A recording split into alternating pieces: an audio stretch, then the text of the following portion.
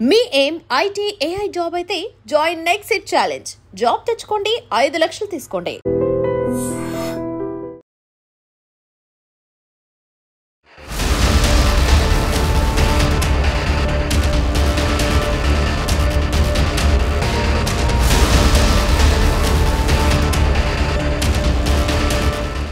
నమస్కారం, welcome to I dream. నేను మీ సంగీత.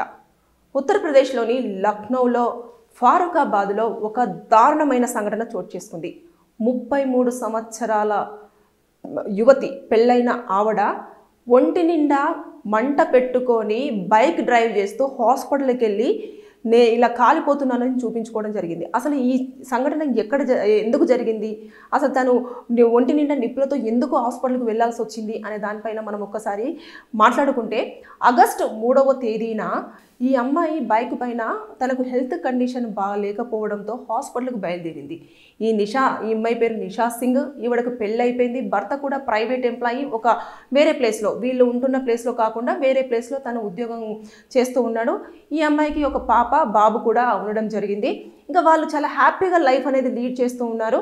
చేస్తున్న టైంలో ఈ అమ్మాయిని ఒక 2 నెలల నుంచి ఒక అబ్బాయి, దీపక్ అనే వ్యక్తి, చాలా అరాస్ చేస్తూ ఉన్నాడు. నాతో మాట్లాడు, నన్ను ప్రేమించు, మన ఇద్దరం కలిసి జీవిద్దాము, మీ భర్తను వదిలేయి అని చెప్పేసి ఇలాంటివన్నీ చెప్తూ ఆమె మీద ఎక్కువగా ఇంట్రెస్ట్ చూపించడము, ఇలాంటివి చేసి అమ్మాయి ఎక్కడికి వెళ్తే అక్కడికి వెళ్ళడము, ఆవిడతో మాట్లాడాలన్న ప్రయత్నం చేయడము, ఇవన్నీ చేస్తూ వస్తూ ఉన్నాడు.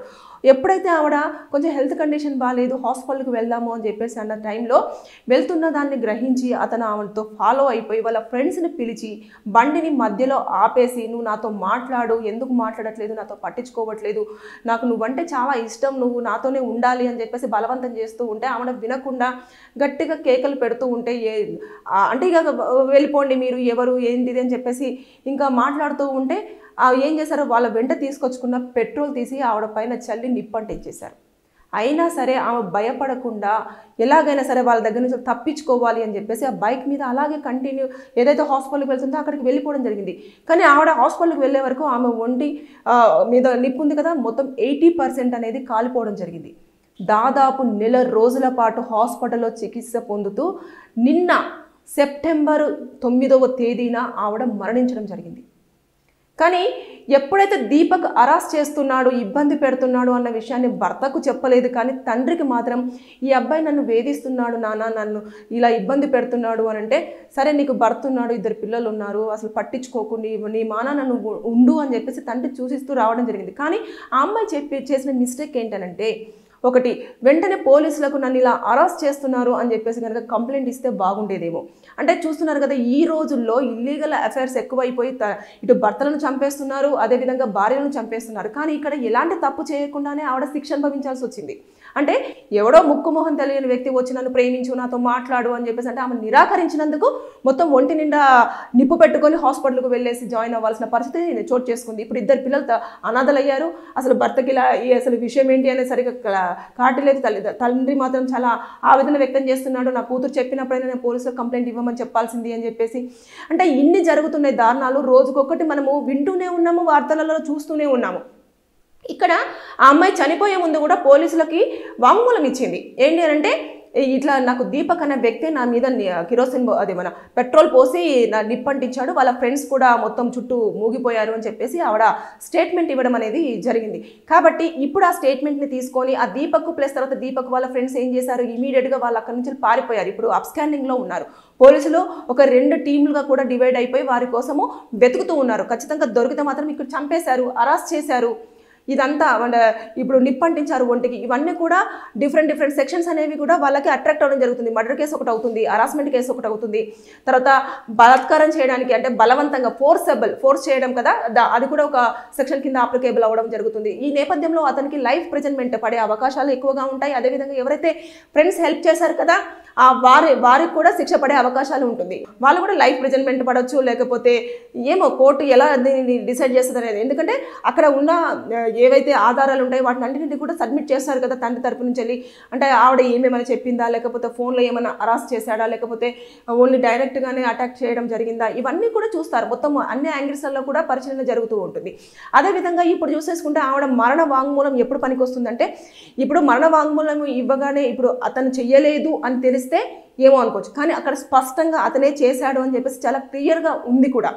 కాబట్టి ఎందుకంటే గత 2 నెలల నుంచి కూడా అతను వేధిస్తున్నాడు, వెంట పడుతున్నాడు, ఎక్కడికి వెళ్తే అక్కడికి వచ్చేసి నాతో మాట్లాడు, నా ఫోన్ నెంబర్ తీసుకో, నాతో నువ్వు బయటికి రా, మన ఇద్దరం హ్యాపీగా ఉందాము అని చెప్పేసి ఇలా ఒక పెళ్ళైన మహిళను ఆ విధంగా హరాస్ చేయడము అని అంటే భయపడి ఉంటుందేమో తను. ఎందుకంటే భర్తకు చెప్తే ఎలా రిసీవ్ చేసుకుంటాడు, నాకు 2 పిల్లలు ఉన్నారు, మళ్ళీ నా సంసారం ఏమవుతుందో అని చెప్పేసి కూడా ఆలోచన చేసి ఉంటుంది. అందుకని పోలీసుల దాకా వెళ్ళలేదేమో అని నేను అనుకుంటాను. కానీ భయపడడం వల్ల ప్రాణాలే కోల్పోవాల్సిన పరిస్థితి ఇప్పుడు చోటు చేసుకుంది. అంటే ఇక్కడ చూడండి ఎన్ని అఘాయిత్యాలు జరుగుతున్నాయి రోజు. కాబట్టి ఇక్కడ ఉత్తరప్రదేశ్లోనే జరిగింది అని చెప్పేసి కాకుండా ఎవరైనా అబ్బాయిలు మనల్ని వేధిస్తున్నారు అని మీకు కనుక అనిపించింది అంటే ఖచ్చితంగా మీరు పోలీసులకు ఇన్ఫర్మేషన్ ఇవ్వండి. ఎందుకంటే తెలిసిపోతుంది, అమ్మాయిలకు ఖచ్చితంగా తెలిసిపోతుంది అబ్బాయి వాడు స్ట్రైట్ ఫార్వర్డ్గా మాట్లాడుతున్నాడా లేకపోతే ఏమైనా ఫ్లర్టింగ్ చేయాలని మాట్లాడుతున్నాడా అనేది. అమ్మాయిలు చాలా షార్ప్గా ఉంటారు, తెలుసుకునే అంత క్యాపబిలిటీ వాళ్ళకు ఉంటుంది. కాబట్టి వాళ్ళు కనుక డిస్టర్బ్ చేస్తున్నారు, మీ లైఫ్ని డిస్టర్బ్ చేయాలనుకుంటున్నారు అన్నప్పుడు ఖచ్చితంగా పోలీసుల దృష్టికి తీసుకెళ్ళాలి. మీరు కేసులు అనేవి ఫైల్ చేస్తే మీరు సేఫ్గా ఉండే అవకాశాలు ఉంటుంది. లేదు అనుకుంటే ఇప్పుడు నిషా సింగ్కు ఎలా అయితే జరిగిందో, ఆవిడ చిన్న ఏజ్లోనే 33 years 2 పిల్లలు ఉన్నారు. ఇప్పుడు అసలు ఏమైంది, అసలు ఎలాంటి తప్పు లేకుండానే ఆమె అనవసరంగా చనిపోవాల్సిన పరిస్థితులు చోటు చేసుకున్నాయి. 1 నెల రోజుల పాటు నరకయాతన అనుభవించుంటుంది. అంటే మనకు చిన్నది కాలితేనే అసలు చాలా ఇబ్బంది పడుతూ ఉంటాము. ఒళ్ళంతా 80% కాలిన వాటితోటి హాస్పిటల్లో ఉంది అని అంటే ఆ తండ్రి ఆవేదన కానివ్వండి, తనకు ఒక సిస్టర్ ఉంది నిషా సింగ్కు, ఆవిడ కానివ్వండి, వీళ్ళందరూ కూడా ఇప్పుడు ఆవేదన వ్యక్తం చేస్తున్నారు. అరే మేము అనవసరంగా స్టెప్ తీసుకోలేదు, అనవసరంగా చెప్పలేకపోయినాము, పోలీసులకు చెప్తే పెద్ద ఇష్యూ అవుతుందేమో అనుకున్నాము, కానీ ఇప్పుడు మేము నా కూతురు ప్రాణాలను పోగొట్టుకోవాల్సిన పరిస్థితి వచ్చింది అని చెప్పేసి ఇప్పుడు వాళ్ళు ఆవేదన వ్యక్తం చేస్తున్నారు. ఇదేదో ముందుగానే మనం తీసేసుకుంటే చట్టాలు ఎలా ఉంటాయంటే ఇప్పుడు పోలీసులు కూడా తొందరగా రియాక్ట్ అవుతున్నారు. ఎవరికైనా ఏదైనా ఇబ్బంది వచ్చింది అని అంటే ఇమీడియట్గా స్పాంటేనియస్గా వాళ్ళు రెస్పాండ్ అవుతున్నారు. అదేవిధంగా ఇప్పుడు వాళ్ళు అప్స్టాండింగ్లో ఉన్నారు దీపక్ వాళ్ళు, కానీ మీరు పోలీసులు కూడా వదిలేస్తారేమో, ఇంకేముంది కొన్ని రోజులు వెతికి వదిలేస్తారేమో, వదిలేరు. ఖచ్చితంగా వాళ్ళు ఎక్కడున్నారు ఏంటి అనేది నిఘా ఎప్పటికప్పుడు ఉంటుంది. అదేవిధంగా పోలీసులకు హిడెన్ ఇన్ఫార్మర్స్ ఉంటారు, వాళ్ళు మన మధ్యలోనే ఉంటారు, ఎక్కడ ఉంటారో తెలియదు, కానీ మనకు సంబంధించిన పూర్తి ఇన్ఫర్మేషన్ మాత్రం ఎప్పటికప్పుడు పోలీసులకు వెళ్తూనే ఉంటుంది. సో పలానా చోటున ఉన్నారు అనగానే ఇమీడియట్గా వాళ్ళని అరెస్ట్ చేయడం జరుగుతుంది, తీసుకెళ్లి కోర్టులో ప్రొడ్యూస్ చేస్తారు. అప్పుడు వారికి ఎలాంటి శిక్ష పడుతుంది. ఇక్కడ మనిషి ఆల్రెడీ చనిపోయే ముందు కూడా వాంగ్మూలం ఇవ్వడం జరిగింది. వాళ్ళు ఒకవేళ తప్పు చేయకపోతే అక్కడే ఉండేవాళ్ళు, తప్పు చేశారు కాబట్టి పారిపోయారు, దాక్కోవాలనుకుంటున్నారు కాబట్టి అది కూడా.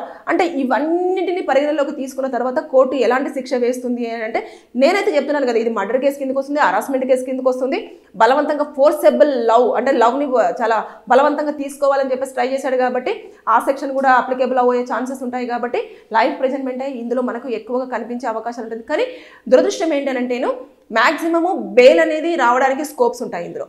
సో బెయిల్ రాకుండా ఉండేటట్టుగా అయితే యాజ్ ఏ అడ్వకేట్గా నేను కోరుకుంటున్నాను. ఏ అడ్వకేట్ కూడా ఇలాంటి కేసులలో అంటే అమ్మాయి నిప్పంటించుకొని మరి ప్రాణాలు కాపాడుకోవడం కోసం హాస్పిటల్ దాకా వెళ్ళింది అన్నప్పుడు అక్కడే నాకు అసలు అది చాలా డైజెస్ట్ చేసుకోలేకపోయాను. అంత ఇదిలో కూడా ఆవిడ బ్రతకాలన్న ఆశ చూసారా.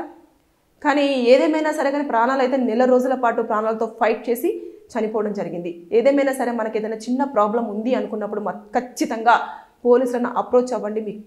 మీకున్న ప్రాబ్లమ్ని ఖచ్చితంగా వారికి తెలియజేసే ప్రయత్నం చేయండి. అమ్మాయిలకు సంబంధించిన ఇన్ఫర్మేషన్ మాత్రం ఖచ్చితంగా పోలీసులు హిడెన్గానే ఉంచడం జరుగుతుంది. అసలు ఎక్కడ కూడా ఎక్స్పోజ్ చేసే అవకాశాలు ఉండవు. ఖచ్చితంగా వారికి మీరు ముందే చెప్పాలి, నేను ఇలా చెప్తున్నాను సార్, దయచేసి నా వివరాలన్నీ గోప్యంగా ఉంచండి అంటే కంపల్సరీగా పోలీసులు దాన్ని ఫాలో అవ్వడం జరుగుతుంది. ప్రైవసీని కంపల్సరీగా వాళ్ళు మెయింటైన్ చేస్తారు.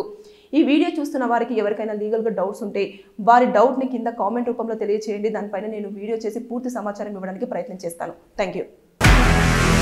నిజంగా ప్రస్తుతం ఉన్నటువంటి సమాజం దేనికి ప్రయారిటీ ఇస్తుంది? ఆర్థిక సంబంధాల చుట్టూ మాత్రమే తిరుగుతుంది. మళ్ళీ ఎన్నికలంగానే చాలా విరక్తి కలుగుతాను. మంచి అనిపిస్తుంది కదా, లేడీస్ కూడా ఛాలెంజింగ్ జాబ్స్ చేసినప్పుడు చాలా బాగుంటది. ట్రాఫిక్ అసిస్టెంట్స్ గా నియమించిన ట్రాన్స్జెండర్స్ అందరితో సాల్యూట్ చేయించుకుంటున్నారు. ఫుడ్ డెలివరీ ఇవ్వటానికి వెళ్ళినటువంటి డెలివరీ బాయ్ అనిల్ పై కళ్ళ ముందు